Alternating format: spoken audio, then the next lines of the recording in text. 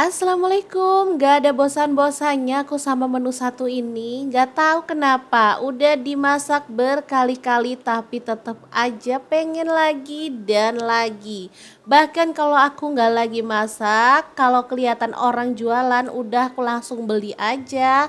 Karena hari ini punya bahan-bahan lengkap jadi aku mau masak aja sendiri.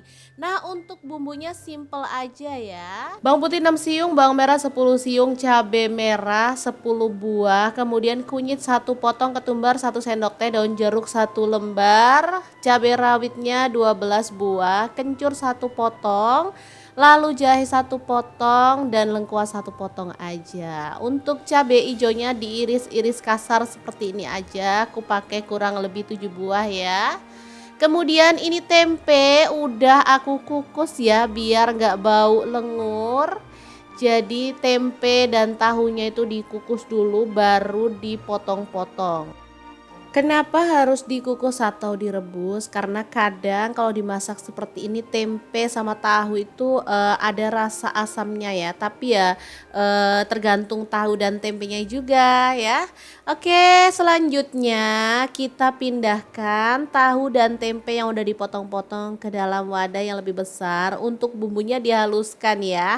Kemudian ada kerang darah, aku pakai 250 gram.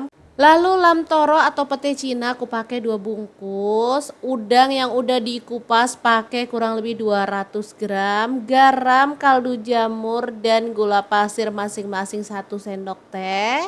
Kemudian bumbu yang udah dihaluskan kita campurin aja semuanya.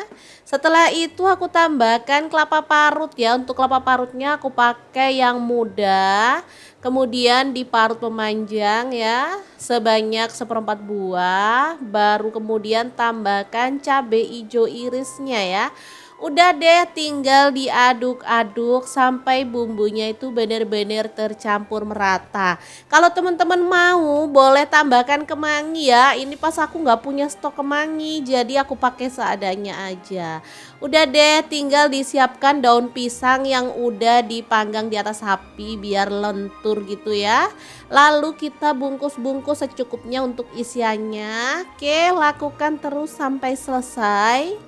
Menu ini tuh sangat enak dan nagihin banget ya. Nggak tahu kenapa masakan yang dikukus dan dibungkus pakai daun pisang itu menurut aku sedapnya itu berkali-kali lipat.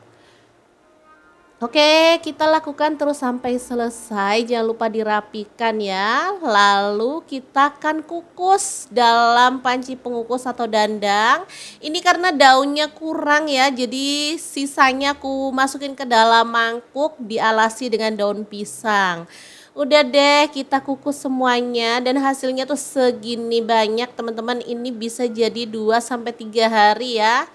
Mantuliti banget. Tapi menurut aku botok kerang tahu tempe campur-campur kayak gini tuh lebih enak. Kalau buatnya sekarang dimakannya tuh besok ya.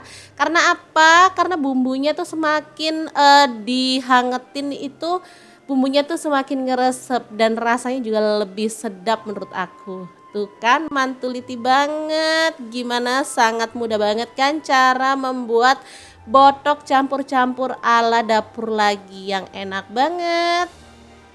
Oke, langsung aja aku makan ya karena emang nagihin banget menu satu ini. Jangan lupa terus pantengin channel dapur lagi karena kita akan bagikan menu sederhana sehari-hari yang enak, bergizi dan pastinya ramah di kantong. Terima kasih kunjungannya. Assalamualaikum.